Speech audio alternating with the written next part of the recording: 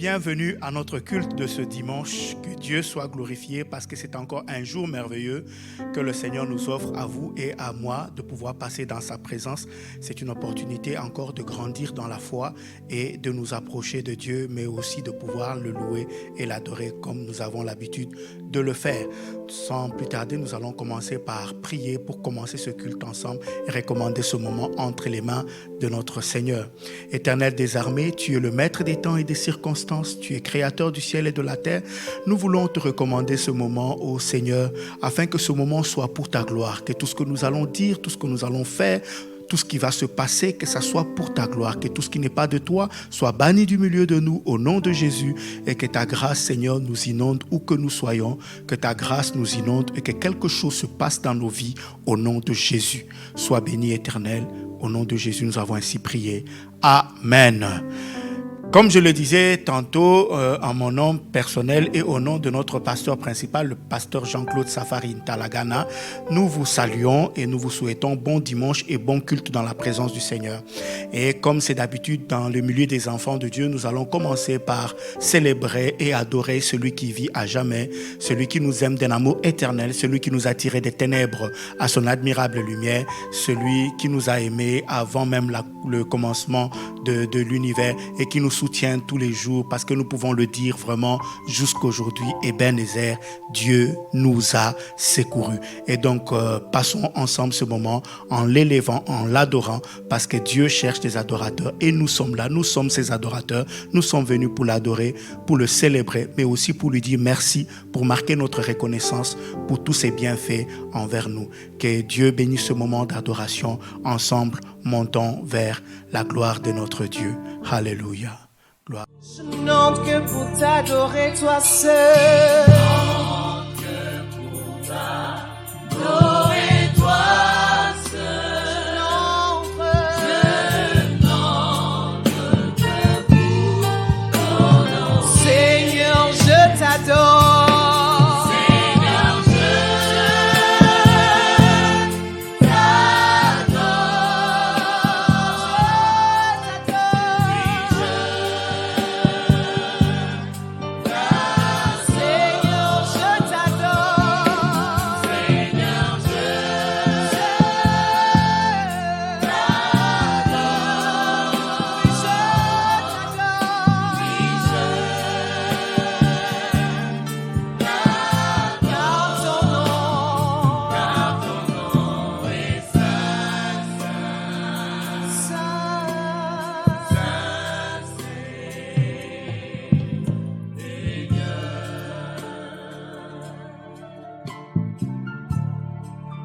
J'entre dans le sein des saints. J'entre dans les saints des saints.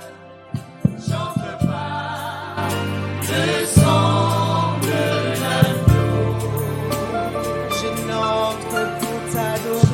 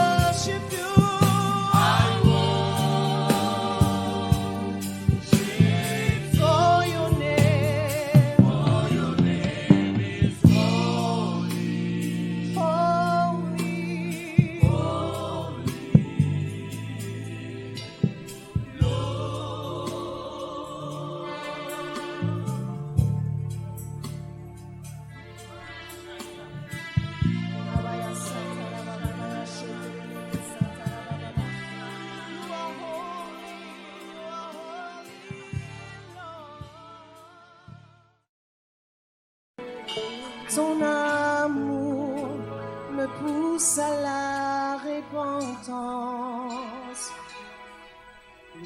Ta bonté me ramène à tes côtés. Ta miséricorde me pousse à te ressembler. Ta faveur est mon délice. Et chaque jour, dans mon temps de louange, un chant jaillit de mon cœur.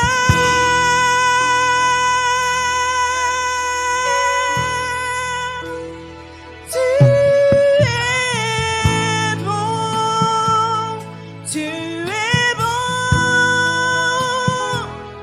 tu es bon, ta bonté dure à jamais.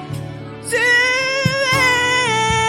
bon, tu es bon, tu es bon, ta bonté dure à jamais.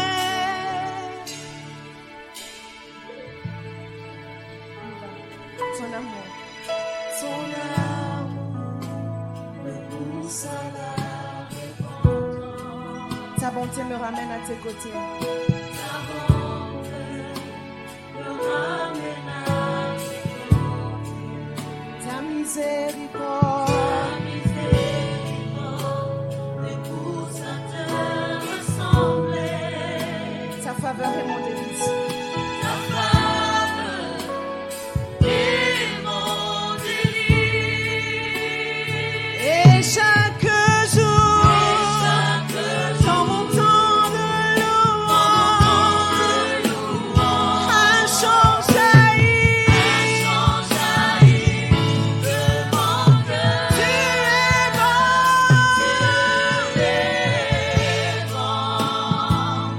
tu es bon, tu es bon, ta bonté dure à jamais. Tu es bon, tu es bon, tu es bon, tu es bon, ta bonté dure à jamais. Tu es bon,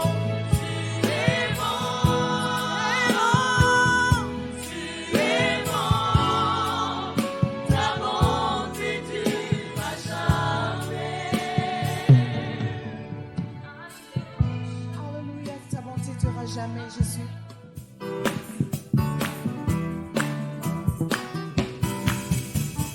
Dieu est bon, nous voulons le crier. Dieu est bon, le célébrer. Dieu est bon, ne plus jamais en douter. Dieu est bon, oui c'est vrai. Dieu est bon, nous voulons le crier. Dieu est bon, le célébrer. Dieu est bon,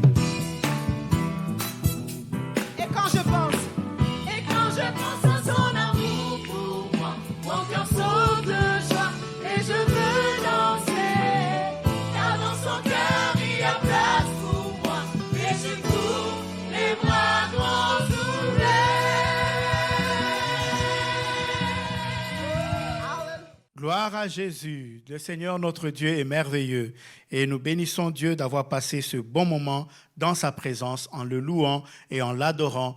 Vraiment que notre Dieu soit magnifié, que notre Dieu soit loué, que notre Dieu soit exalté.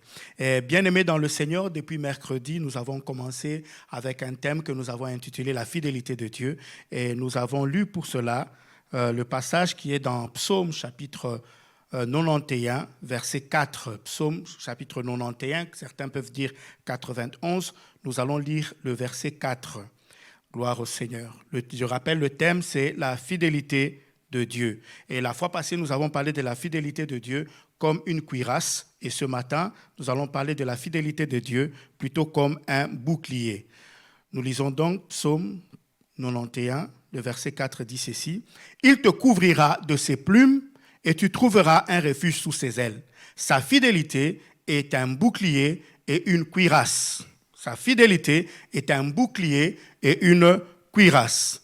La différence entre la cuirasse et le bouclier, comme nous l'avons expliqué le mercredi passé, c'est que la cuirasse, tu la portes sur toi. Parfois, la cuirasse était constituée de quelque chose de métallique qu'on plaçait sur le torse et derrière le dos. Parfois aussi un casque et des choses de métal partout pour éviter de recevoir les coups des épées de l'ennemi. Et donc, la cuirasse te protégeait, comme nous l'avons dit la fois passée, même malgré toi, tu es protégé. Même quand tu reçois un coup dans le dos, dans ton inconscience, sans voir, la cuirasse te protégeait contre cela. Mais tandis que le bouclier, à la différence avec la cuirasse, c'est que le bouclier, c'est le guerrier qui le tient. C'est toi qui tiens le bouclier et qui le dirige vers les traits enflammés de l'ennemi afin d'empêcher que ceux-ci ne puissent te nuire, ne puissent te blesser ou ne puissent t'achever.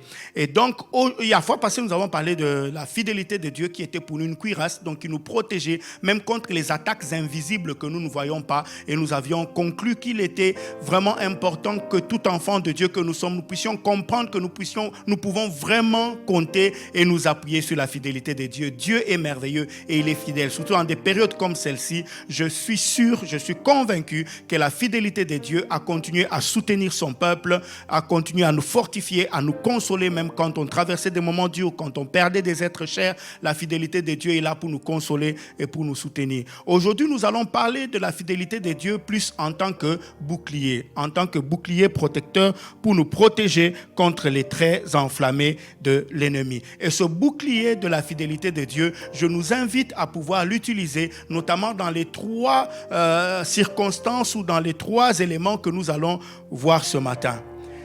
Le premier élément, mes bien-aimés dans le Seigneur, je vous invite à utiliser le bouclier de la fidélité de Dieu pour vaincre les tentations. Parce qu'il y a beaucoup de tentations. Dans nos vies, nous sommes tentés tous les jours. Tentés par l'argent, tentés sexuellement, tentés physiquement, tentés de toutes les manières qu'on puisse être tenté.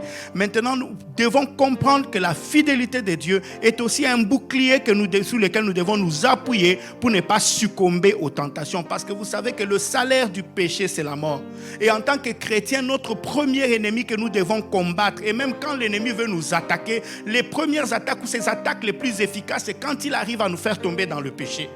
Parce que le péché ouvre des portes, le péché amène des conséquences, le péché fait beaucoup de choses dans nos vies.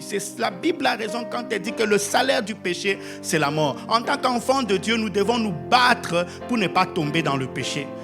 Combien de drames n'avons-nous pas vécu dans les familles, dans l'église, dans la société, parce que les gens ont pris le péché à la légère et la moindre tentation, quelqu'un est tombé et avec les conséquences que cela peut avoir. Parfois même on peut se repentir, mais les conséquences peuvent rester.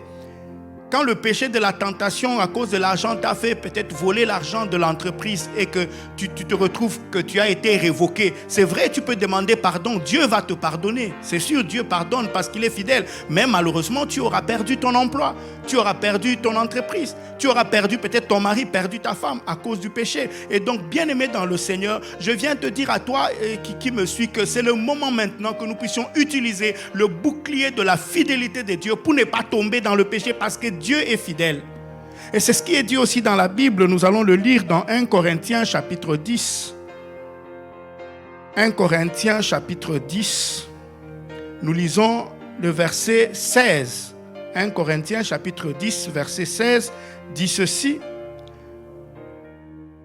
Oui, 1 Corinthiens chapitre 10, verset 16, verset 13 plutôt, si je ne m'abuse. Dans 1 Corinthiens chapitre 10, verset 13, la Bible dit « Aucune tentation ne vous est survenue qui n'ait été humaine. Et Dieu qui est fidèle ne permettra pas que vous soyez tentés au-delà de vos forces. Mais avec la tentation, il préparera aussi le moyen d'en sortir afin que vous puissiez la supporter. » Gloire au Seigneur.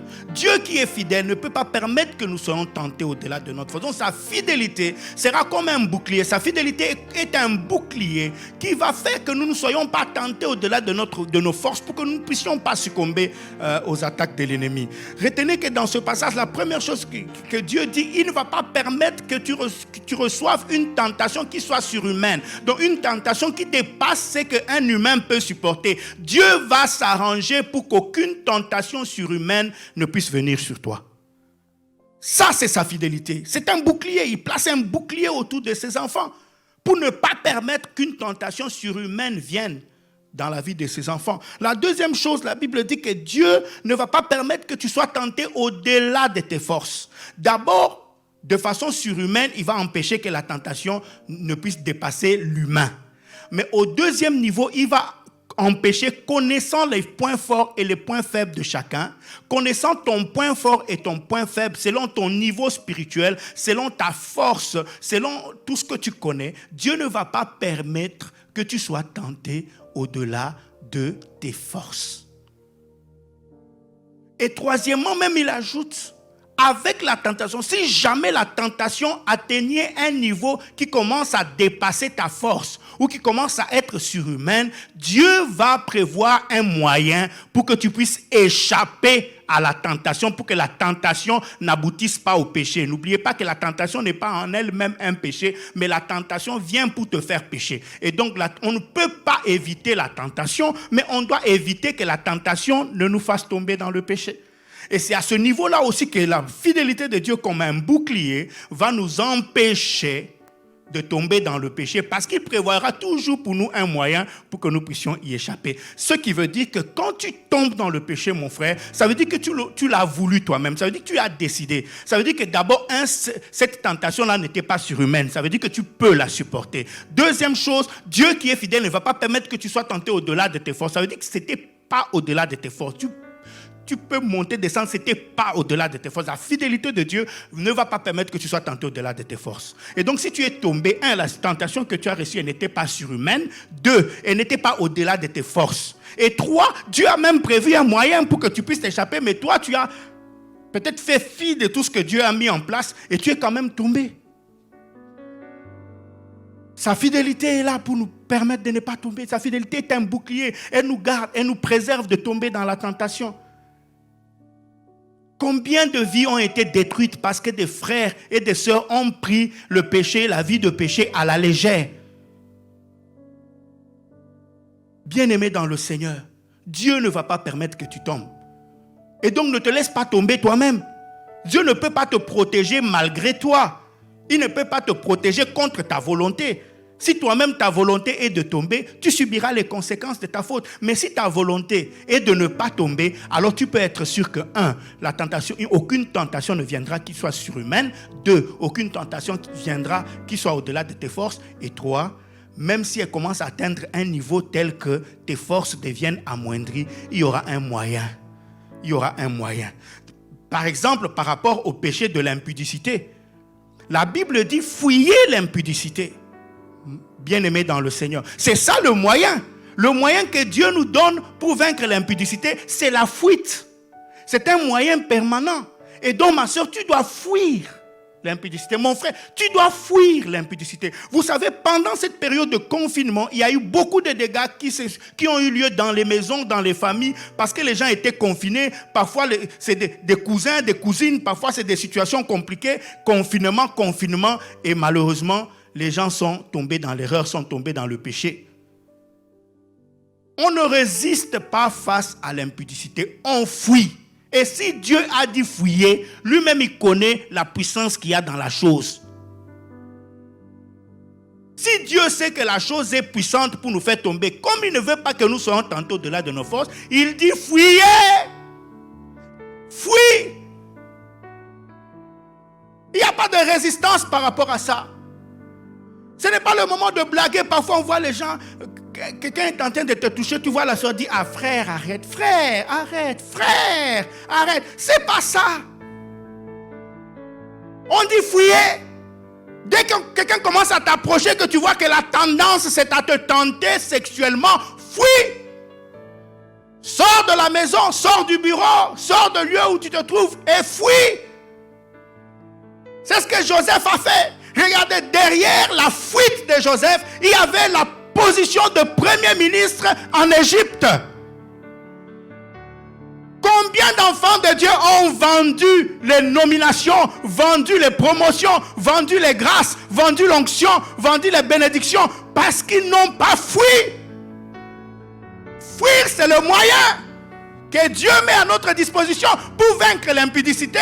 Ce n'est pas résister, non. Par rapport à ça, Dieu dit que le moyen, c'est la fuite. Joseph était tenté.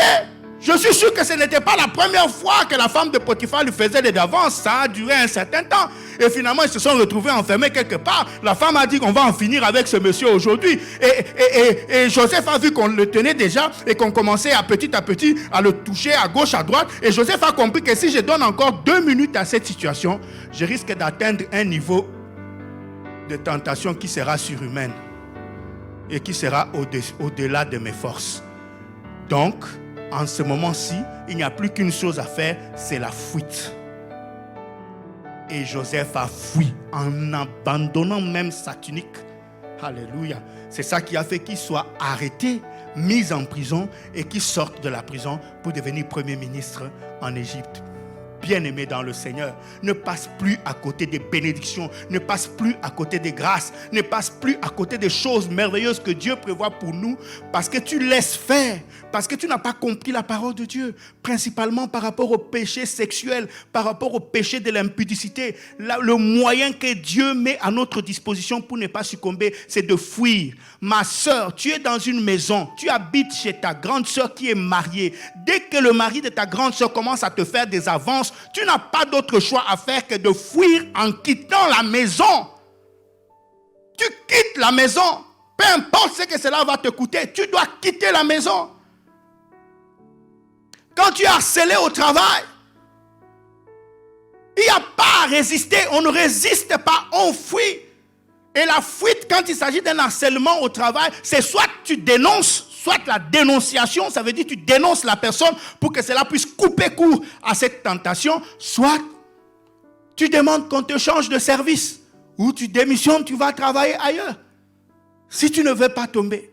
Au cas contraire, tu te livres toi-même à l'ennemi comme un agneau qu'on mène à la boucherie. Mon frère, tu as été avec une amie. Il vous est arrivé de tomber dans l'acte sexuel. Il n'y a pas d'autre moyen. La fuite, c'est de rompre toute relation avec la personne. La solution, c'est la fuite en enlevant le numéro, en effaçant les photos, en effaçant toutes ces choses, en effaçant tout ce qui peut te rappeler la personne. Parce que je rappelle que par rapport au péché d'impudicité, la Bible est claire. Fuyez. Qui m'a? Il y a toujours un moyen. Tu peux avoir une crevaison, tu es en train d'aller vers quelque part où Dieu sait que c'est mauvais, où il y a une tentation qui t'attend là-bas. Le pneu peut crever, les roulages peuvent t'arrêter, beaucoup de choses peuvent arriver. C'est les moyens que Dieu met en place pour t'éviter de pécher. Utilisons les moyens dans la fidélité de Dieu comme un bouclier. Il mettra toujours un moyen. Maintenant, libre à nous d'utiliser le moyen pour échapper ou de s'enfoncer consciemment. Gloire au Seigneur. Alors plutôt que de t'enfoncer consciemment, utilise le bouclier de la fidélité de Dieu pour saisir le moyen que Dieu va mettre en place pour t'échapper et fuis. Et fuis. Il y a des situations où il faut dénoncer les choses. Tant qu'on ne les dénonce pas, on continue à sombrer dans le péché, lequel péché va nous conduire à la mort. La mort de la santé, la mort de l'onction, la mort de la grâce, et même si on ne fait pas attention, même à la mort éternelle. Que Dieu nous aide Bien-aimés dans le Seigneur. Donc il ne faut pas blaguer dans ce domaine. Ce n'est pas le lieu de dire, ma soeur, non, ne me touche pas, non, ne me touche pas. Il n'y a pas dit ne me touche pas. Ou tu fuis, ou tu dénonces. C'est le moyen. Le moyen, c'est la dénonciation ou la fuite. Je parle particulièrement à cause du péché d'impudicité. Le moyen que Dieu a mis à notre disposition, c'est la fuite. Parce que dans sa fidélité, il ne permettra jamais que tu sois tenté au-delà de tes forces. Et donc que Dieu nous aide. Toi qui es tenté par rapport au péché d'impudicité, mon frère, ma soeur, il y a déjà le moyen que Dieu a mis en place dans sa fidélité, c'est la fuite. Utilise ce moyen pour ne pas tomber dans le péché. Le deuxième axe vers lequel nous devons utiliser le bouclier de la foi, c'est utiliser le bouclier de la fidélité de Dieu pour couvrir nos doutes et notre incrédulité. Parce qu'il nous arrive à tous de douter, bien-aimés dans le Seigneur. Nous allons prendre l'exemple biblique qui nous est proposé dans Hébreux chapitre 11, versets 11 à 12. Hébreux chapitre 11, versets 11 à 12. Je lis. C'est par la foi que Sarah elle-même, malgré son âge avancé, fut rendue capable d'avoir une postérité parce qu'elle crut à la fidélité de celui qui avait fait la promesse. C'est pourquoi d'un seul homme déjà usé de corps naquit une postérité nombreuse comme les étoiles du ciel, comme le sable qui est au bord de la mer et qu'on ne put compter. Abraham est le père de la foi. Et Sarah, sa femme, c'est des gens qui ont marché par la foi. Ils avaient une promesse, comme beaucoup d'entre nous avons des promesses de la part du Seigneur. Mais malheureusement, la promesse a tardé. La promesse a tardé. Tu as attendu. L'année est finie, une autre année a commencé. Tu as la foi, tu attends. L'année est finie, une autre année commence. À un moment donné, Sarah a dit, là j'ai avancé. On ne sait plus trop attendre. Abraham, voici Agar. Prends-la et faisons un enfant. Dieu là avec ses promesses, ça traîne trop. Nous sommes les humains, on a aussi l'intelligence, on peut aussi créer notre plan B. Mais où est-ce que ce plan B les a amenés, ma famille? Abraham a suivi le conseil de sa femme. Et voilà que Ismaël naît. Et Dieu dans sa fidélité, je dis bien Dieu dans sa fidélité, malgré ce qu'ils avaient fait, malgré leurs doutes, malgré leur impatience et malgré même le plan B qu'ils sont allés mettre en place, Dieu dans sa fidélité a accompli sa promesse. Sarah a eu un enfant appelé Isaac. Et de cet enfant, la promesse de Dieu de donner une multitude de la postérité d'Abraham s'est accomplie parce que Dieu demeure fidèle. Il ne peut se renier lui-même. Nous les hommes, nous sommes sujets à plusieurs variations. C'est ce que nous avons vu mercredi passé. Même quand nous sommes infidèles, Dieu demeure fidèle parce qu'il ne peut se renier lui-même. Dans sa fidélité, il a accompli la promesse. Et le plan B que Sarah et Abraham avaient mis en place a jusqu'aujourd'hui continue à combattre et à faire du tort à la bénédiction de Dieu. Tout plan B que tu mets en place combattra ton élévation, combattra ta bénédiction, diminuera ton onction, diminuera ta paix et te créera des problèmes. Plutôt que de mettre en place des plans B, nous pouvons prier et compter sur la fidélité de Dieu pour que ses promesses s'accomplissent. Parce que Dieu est fidèle. Quand il promet quelque chose, il le réalisera toujours. Peu importe le temps que ça va prendre, il va toujours le réaliser. Ma soeur, même si l'âge avance, ce n'est pas parce que l'âge est en train d'avancer que tu dois prendre un plan B, faire un enfant avec n'importe qui. Non! Attends la promesse. Attends la promesse en comptant sur la fidélité de Dieu. Mets le bouclier de la fidélité de Dieu et proclame chaque jour que ce que l'Éternel m'a promis, il l'accomplira. Tu peux pleurer dans ta chambre, tu peux verser des tonnes et des tonnes de larmes, oui, mais ne quitte pas la voie de Dieu. Ne quitte pas la voie de Dieu. Combien se sont perdus? C'est vrai, attendre n'est pas facile. Patienter année après année n'est pas facile. Mais dans la fidélité de Dieu, il sait ce qu'il doit faire. Même pendant la période d'attente, il y a des choses autour que Dieu met en place pour te permettre de patienter et d'attendre jusqu'à ce que la prophétie va s'accomplir. La Bible dit, si la promesse tarde, attends-la. Si la prophétie tarde, attends-la. Elle s'accomplira certainement. Oh, que Dieu bénisse tous ceux qui m'écoutent ce matin. Et que la grâce de Dieu se mette en place. Que le bouclier de la fidélité de Dieu puisse visiter quelqu'un pour lui donner ce qu'il a attendu depuis longtemps, afin d'honorer la foi, d'honorer la patience et d'honorer le fait que tu as compté sur la fidélité de Dieu. Au nom de Jésus-Christ. L'âge est avancé. Non.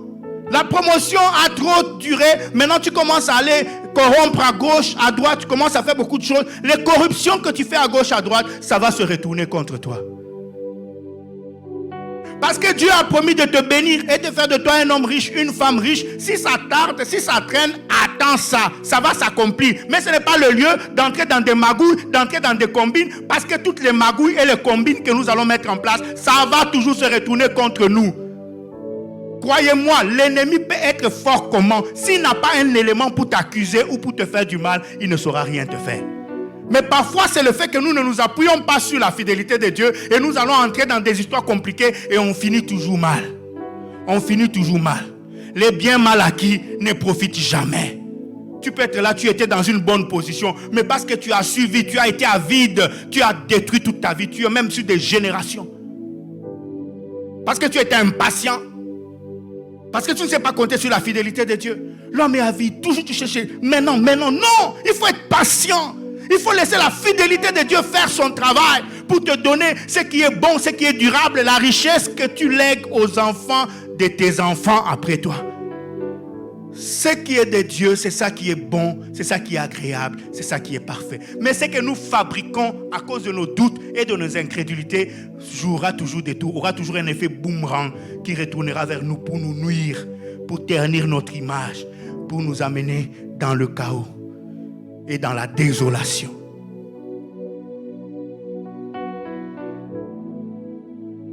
Et c'est au moment où elle s'attendait le moins que Sarah a été visitée. Parce que Dieu a les moyens de sa politique. Même si l'âge avance, Dieu sait ce qu'il est en train de faire. Ma soeur, tu peux dire j'ai 45 ans, j'ai 50 ans. Tu n'as pas vu que Dieu te rajeunit? Tu as 50 ans, mais tout le monde dit que tu as 35 ans. Pourquoi? Parce que Dieu te garde dans sa fidélité jusqu'au moment où il va accomplir sa promesse. Dieu est capable de stopper le temps. Il nous fait rajeunir comme l'aigle. Pourquoi tu es impatiente? Plus que tu allais tomber sur quelqu'un et 6 mois après tu vas divorcer, parce que tu vas te rendre compte que le mariage, sans que ça soit le bon mariage, n'est qu'une coquille vide et destructrice. Et donc tu peux utiliser le bouclier de la fidélité de Dieu pour attendre en servant le Seigneur, en le louant et en l'adorant. D'une part, Dieu va te conserver. Et au moment opportun, il va te donner ce que son cœur désire. Quelque chose qui va faire réellement ton bonheur et qui ne sera pas suivi de chagrin. Parce que la bénédiction de l'Éternel enrichit d'une part et d'autre part, elle n'est pas suivie de chagrin. Tandis que les choses que nous fabriquons nous-mêmes, c'est ça une onction chagrinique. Tu vas pleurer tous les jours. Il m'a battu. Il boit. Il fait ceci. Mais c'est toi qui étais venu dire qu'il était chrétien. Quand on disait qu'il n'était pas chrétien, tu as affirmé qu'il était chrétien. Parce que tu n'as pas voulu être patiente. Tu n'as pas voulu être patient. Tu n'as pas voulu écouter ce que Dieu disait. Il a même mis des moyens pour que tu t'en sortes. Parce que pendant la période de fiançailles, alors que tu es en train d'étudier quelqu'un, il y a des moyens que Dieu met en place pour te dire que cet homme n'est pas le bon. Cette femme n'est pas la bonne. Comment tu peux t'engager dans une relation avec quelqu'un? Il est infidèle pendant les fiançailles. Tu crois que c'est dans le mariage qui sera bon? Il te bat pendant les fiançailles. Tu crois que c'est dans le mariage qui va s'améliorer? Le moyen, c'est aussi que Dieu te révèle le vrai lui pour que tu puisses prendre la décision de rompre la relation. Mais parce qu'on ne sait pas ce qu'on veut dans la vie, les gens font n'importe quoi. Après, on va dire que Dieu nous a abandonnés. Non, Dieu n'abandonne jamais ses enfants. Et sa fidélité est une cuirasse et un bouclier. Alléluia. Un bouclier. Oh, je prie l'Éternel pour que, comme dans le cas de Sarah et d'Abraham, que ceux qui ont commis des erreurs à cause de leurs doutes, à cause de leur incrédulité, et qui se sont repentis devant la face de Dieu, je prie pour que ce matin, que la grâce de Dieu te soit accordée, que le Dieu qui est capable de réparer ce qui était abîmé puisse réparer ta vie au nom de Jésus-Christ. Il est capable de ramener à l'existence les choses qui avaient cessé d'exister. Que sa fidélité agisse en ta faveur. Toi qui écoutes cette parole et qui as compris que comme Sarah et comme Abraham, tu as commis des erreurs, tu as mis des plans B, des plans C en place et que ces plans B, ces plans C te créent des problèmes aujourd'hui. Je prie pour que la fidélité de Dieu restaure ta situation. Que la fidélité de Dieu repart ta situation. Au nom de Jésus-Christ de Nazareth. Le troisième sens dans lequel je voudrais que nous puissions diriger le bouclier de Dieu, c'est que nous devons utiliser le bouclier de la fidélité de Dieu pour accomplir des grandes œuvres avec lui. Alléluia. Nous allons lire cela dans Éphésiens chapitre 2. Éphésiens chapitre 2, verset 10. La Bible dit ceci. Car nous sommes son ouvrage, ayant été créés en Jésus-Christ, pour des bonnes œuvres que Dieu a préparées d'avance. Dieu a préparé d'avance afin que nous les pratiquions. Il y a des choses que Dieu a préparées. Jérémie 29, 11 dit, je connais le plan, je connais le projet que j'ai sur toi, dit l'Éternel. Projet de paix et non de malheur, afin de te donner un avenir et de l'espérance. Projet de paix et non de malheur. Dieu connaît, Dieu a un plan pour nous. Il y a des choses que nous devons accomplir que Dieu a déjà accompli à l'avance. Et c'est dans sa fidélité comme un bouclier que Dieu vient nous faire réaliser les choses qu'il avait préparées d'avance. Il avait préparé d'avance. Alléluia.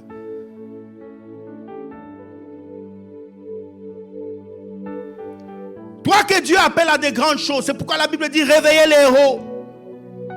Il y a des œuvres que Dieu a préparées que tu dois accomplir pour ce pays, pour ta famille, pour l'église. Tu as un appel du Seigneur. Il y a des choses que Dieu attend de voir réaliser. Il t'a déjà capacité pour ça. Il t'a déjà donné l'onction et la force pour ça. Agis au nom de Jésus. Agis en comptant sur sa fidélité. Parfois, en tant que chrétiens, nous devenons inefficaces parce que nous nous posons trop de questions dans la tête. Est-ce que ça va marcher? Est-ce que ça va aller? Est-ce que? Et pendant que nous nous posons toutes ces questions, nous sommes là à ne rien faire et nous espérons voir la gloire de Dieu. Ça ne peut pas arriver. Si tu crois que tu as un grand Dieu et que ce grand Dieu est avec toi, alors mets-toi debout, va à la conquête des nations. Sa fidélité te gardera. David disait, avec toi je me précipite sur une troupe en armes. Alléluia. Il s'est précipité effectivement sur une troupe en armes, n'ayant aucune crainte des balles perdues, des épées et tout ça, parce qu'il savait qu'il pouvait compter sur la fidélité de Dieu comme un bouclier pour le protéger. Pourquoi les chrétiens sont faibles aujourd'hui? Les chrétiens sont parmi les plus peureux, parmi les plus timides, parmi les plus inefficaces, parmi les plus paresseux. Nous sommes appelés pour des grandes œuvres. Aucun enfant de Dieu n'a été appelé pour rien. Il n'y a aucun dossier vide dans le plan d'appel et de salut de Dieu pour chacun de tes enfants. Dans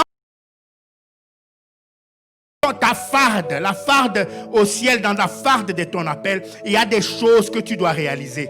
Mais que tu ne réaliseras jamais seul. Mais que tu réaliseras par la grâce de Dieu, par la puissance de Dieu, par la faveur de Dieu, par l'intervention de Dieu. Dieu dit, vous imposerez les mains aux malades et les malades seront guéris. Notre part, c'est seulement d'imposer la main.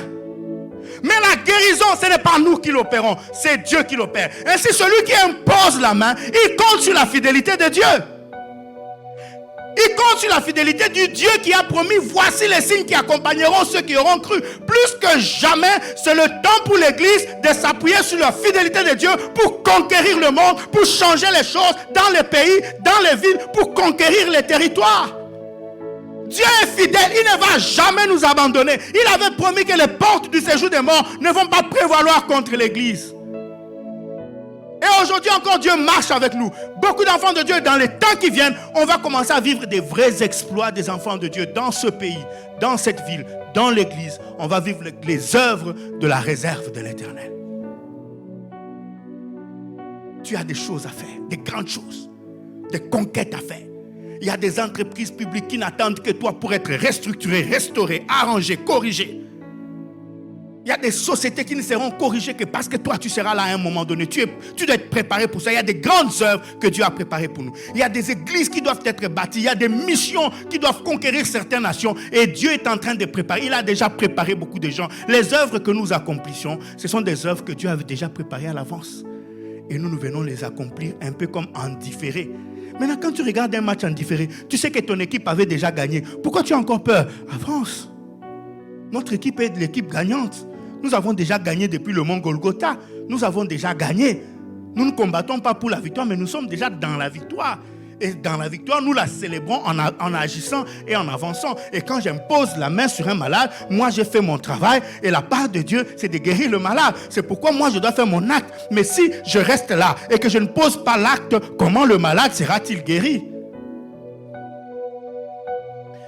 Comment le malade sera-t-il guéri? Comment croira-t-il que Jésus est puissant, que Jésus est supérieur? Comment les occultistes sauront-ils que nous prions le Dieu supérieur si nous ne faisons pas des déclarations prophétiques, si nous n'imposons pas les mains aux malades, si nous ne déclarons pas la guérison, si nous ne déclarons pas la délivrance, si nous ne déclarons pas le changement des situations?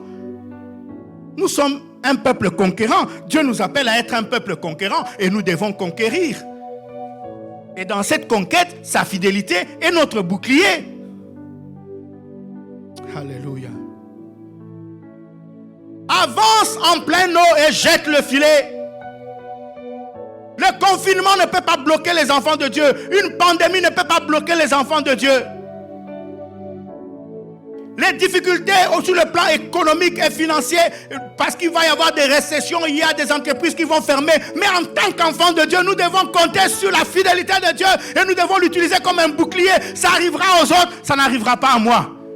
Et peut-être que tu ne sais pas, mais je peux te garantir qu'en cette période de confinement, beaucoup d'enfants de Dieu ont vécu les miracles des visitations divines de toutes sortes. Moi-même, j'ai vécu des choses extraordinaires. Je n'ai jamais été aussi bien portant que pendant cette période de confinement. Je n'ai jamais vu des choses que j'ai vues pendant cette période de confinement m'arriver dans la maison. Des provisions extraordinaires parce que je compte sur la fidélité de Dieu.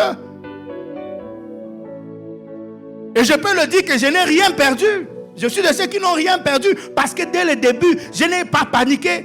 Et je le disais tous les jours à ma femme, Dieu est avec nous. Il est capable de nourrir en temps de famine. Et même quand la terre entière serait plongée dans les ténèbres, là où il y a les enfants de Dieu, comme à l'époque d'Égypte, à Goshen, la lumière va continuer à briller. Il est le maître des temps et des circonstances. Il est le maître de toutes choses. Et Dieu est fidèle et tu peux compter sur sa fidélité. Ce n'est pas le moment de bouger à gauche, à droite. Parce que même dans sa fidélité, il a promis qu'il ne permettra point que ton pied chancelle. Celui qui garde Israël, celui qui te garde ne sommeillera point. Et voici, il ne sommeille ni ne dort. Celui qui te garde, il gardera ton départ et ton arrivée dès maintenant et à jamais. Tu peux compter sur lui. Tu peux compter sur lui pour ton projet de mariage. Tu peux compter sur lui pour ta promotion. Tu peux compter sur lui pour les examens d'État. Tu peux compter sur lui pour tous tes projets. Il est fidèle. Si seulement tu t'appuies sur lui de toutes ses forces, sa fidélité sera une cuirasse qui va empêcher à l'ennemi de t'atteindre. Et sa fidélité sera aussi un bouclier que tu utiliseras pour anéantir les attaques de l'ennemi. Gloire à Dieu. Gloire à Dieu. Et quand nous regardons même l'histoire de Samson, appelé à faire des grandes choses pour Dieu, mais malheureusement il avait une faiblesse. Et quand bien même il est tombé amoureux de cette femme Dalida, et qu'il avait même compris que cette femme était envoyée pour nuire à la mission de l'homme de Dieu. Parce que plusieurs fois, il a menti que si tu fais telle chose, ma force va me quitter. Il se réveille un matin, il trouve que la chose a été faite. Et ainsi plusieurs fois. Tu ne peux pas être un peu intelligent pour comprendre que cette femme te veut du mal, mon frère. Tu ne peux pas être seulement un peu intelligent pour comprendre qu'elle ne t'aime pas, mais elle veut seulement détruire quelque chose en toi. Elle veut seulement utiliser quelque chose en toi et c'est des intérêts qu'elle poursuit pour te nuire. Tu ne peux pas être un peu intelligent pour comprendre ça. Alors que la fidélité de Dieu t'a déjà montré par plusieurs éléments qu'il y a anguille sous roche, il y a quelque chose qui ne va pas dans cette entreprise, il y a quelque chose qui ne va pas dans ton partenaire d'affaires, il y a quelque chose qui ne va pas dans cette relation, fût-elle amoureuse ou je ne sais quoi. Il y a quelque chose qui ne va pas. La fidélité de Dieu va te révéler les choses. Mais malgré les révélations de la fidélité de Dieu, tu continues. Après, quand le mal va arriver, tu vas dire que Dieu m'a abandonné. Dieu n'abandonne pas ses enfants. Sa fidélité est un bouclier. Et dans sa fidélité comme bouclier, il y aura toujours un moyen que tu peux s'échapper. Quand Dieu te révèle le mal qui est en face de toi, c'est bien pour que tu puisses changer de voie. Gloire au Seigneur. Ainsi, Samson, malgré les avertissements, chaque fois qu'il disait une chose à sa femme, à cette femme, elle faisait la chose pour qu'il soit dépouillé de sa force et qu'on puisse l'arrêter. Mais malgré toutes les alarmes que Dieu a fait sonner dans la vie de Samson, comme un agneau qu'on mène à l'abattoir, il a continué à aller. Et regardez comment il a fini. Regardez comment cet homme puissant a fini. C'est cette femme qui prétendait l'aimer qui lui a rasé les cheveux. Il s'est réveillé un matin, il n'avait plus de cheveux, il a donc perdu sa force. Les ennemis ont mis la main sur lui. Il est devenu un objet de raillerie, un objet de foire. Les chanteurs ont commencé à chanter son nom en mal. Alobaki Mingiawa, Akomi Wapi. Tu avais trop parlé pour cet endroit-là. Maintenant, tu en es où? On va chanter ton nom dans les chansons. On va raconter ton histoire dans les bistrots, dans les bars, dans des endroits comme ça. Dans les salons de coiffure et tout ça, on va raconter ton histoire. Parce que tu n'as pas compris que la fidélité de Dieu voulait empêcher qu'un mal puisse t'arriver. Mais encore à ce niveau-là, je rends grâce au Dieu que je connais, au Dieu de la Bible. Et je bénis Dieu pour toutes les personnes qui ont intercédé, qui ont travaillé un jour pour que le salut de Dieu puisse me visiter. Que Dieu se souvienne de toutes ces personnes encore aujourd'hui. Parce que si je n'avais pas la vie en Christ aujourd'hui, je ne sais pas si je serais en vie. Même dans sa situation de malheur, dans sa situation de désarroi, alors qu'on se moquait de lui, alors qu'on pensait que c'était fini, que sa mission n'allait plus s'accomplir. Éphésiens 2, verset 10. Éphésiens 2, verset 10. Pour des bonnes œuvres qu'il a préparées d'avance, afin que nous puissions les pratiquer. Le plan de Dieu n'échoue pas. Les voies de Dieu sont éternelles. La parole de Dieu est éternelle. Là, dans son cachot, en train de faire les travaux forcés, c'est que ses ennemis n'avaient pas vu. C'est que dans la fidélité de Dieu, les cheveux de Samson avaient recommencé à pousser. Oh, que Dieu fasse repousser les cheveux d'un héros qui est tombé. Que Dieu fasse repousser les cheveux d'une femme qui est tombée. Que Dieu fasse repousser les cheveux de quelqu'un qui n'a plus d'espoir, qui a perdu espoir parce que les yeux sont crevés. Quand les yeux sont crevés, tu ne peux plus voir. Tu es dans le noir. Tu es dans la confusion. Tu te sens seul. Tu te sens rejeté. Et en ces moments-là même, le Seigneur est venu au secours de Samson. Il a dit à Dieu, accorde-moi encore une grâce une fois pour que je puisse accomplir et terminer ma mission. Et la Bible dit, les ennemis eux-mêmes l'ont amené dans le temple. Ils ont fait eux-mêmes une grande réunion et on l'a placé quelque part, entre deux colonnes. Il a fait un coup. Et sa mission était accomplie parce que toute l'armée des Philistins, du moins les généraux, ceux qui dirigeaient l'armée et les rois qui étaient dans la salle, tous ont péri. Et sa mission a été réalisée, non pas parce qu'il est fort, non pas parce qu'il est puissant, mais parce que celui qui l'a appelé à accomplir cette mission est fidèle. Il est fidèle. Il est fidèle. Et Samson est mort en ayant accompli sa mission malgré ses failles, malgré ses erreurs. Ne désespère pas.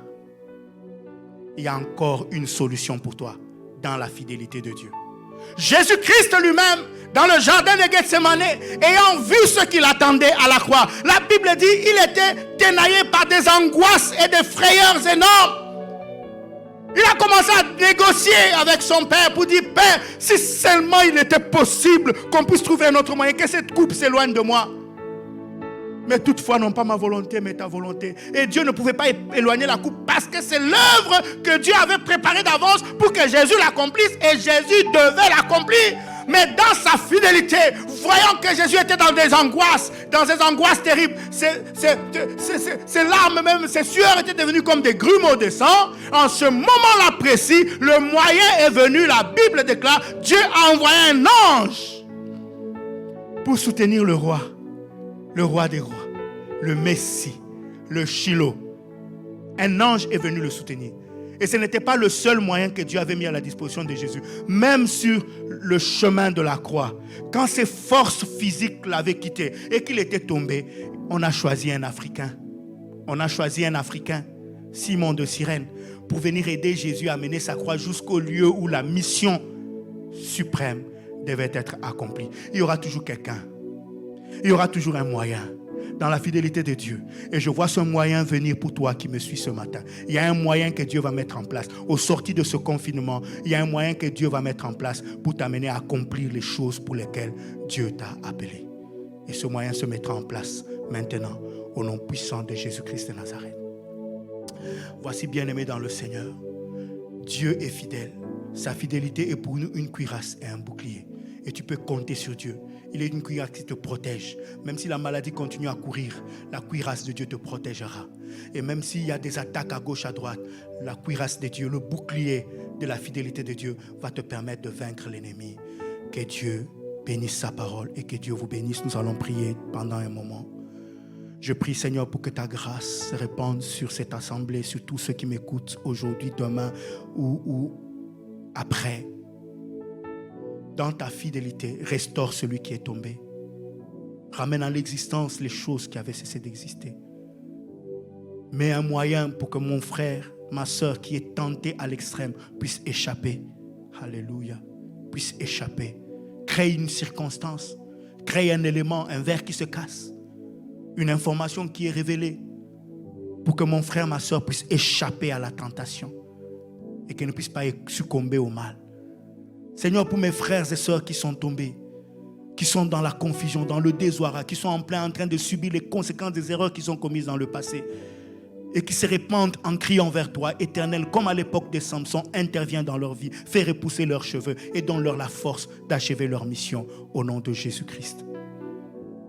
Et comme dans le cas de Jésus, Seigneur, les gens qui sont restés fidèles à toi, qui ont continué à te servir malgré les tentations, malgré les épreuves, malgré les tribulations et qui traversent des moments difficiles, Seigneur, qui ont des challenges, qui ont des défis, qui semblent dépasser leurs forces. Ils ne savent plus quoi faire, ils ne savent plus comment prier, ils ne savent plus comment s'agenouiller, ils ne savent plus quoi faire. Interviens, Seigneur, comme dans le cas de Jésus, envoie un ange pour les fortifier et mets des hommes sur leur chemin pour changer la situation radicalement. Afin que là où on criait défaite, que l'on voie la victoire. Afin que là où les ténèbres ont trop longtemps duré, que la lumière finisse par se lever. Que cette grâce se répande sur tous ceux qui me suivent ce matin. Au nom puissant de Jésus-Christ, nous avons ainsi prié. Amen. Gloire à Dieu, bien-aimés dans le Seigneur. Merci d'avoir passé ce moment avec nous. Le Centre évangélique francophone, la parole du salut, à Kinshasa en RDC. Que Dieu vous bénisse. N'oubliez pas, la pandémie continue, le Covid-19 continue à circuler, donc restons sur les gestes barrières. Dans sa fidélité, Dieu nous protège, mais Dieu ne peut pas nous protéger sans nous. Voilà pourquoi nous sommes invités, appelés à nous laver constamment les mains, à respecter une distance d'au moins 1 mètre avec notre voisin ou avec les gens autour de nous. Et surtout, quand tu n'as pas une course importante à faire, mieux vaut rester chez toi. Et ainsi, nous allons être épargné de beaucoup de choses, pas seulement de la pandémie du Covid-19, mais aussi de beaucoup de choses qui se passent dans le monde actuellement. Que Dieu vous bénisse. Au revoir.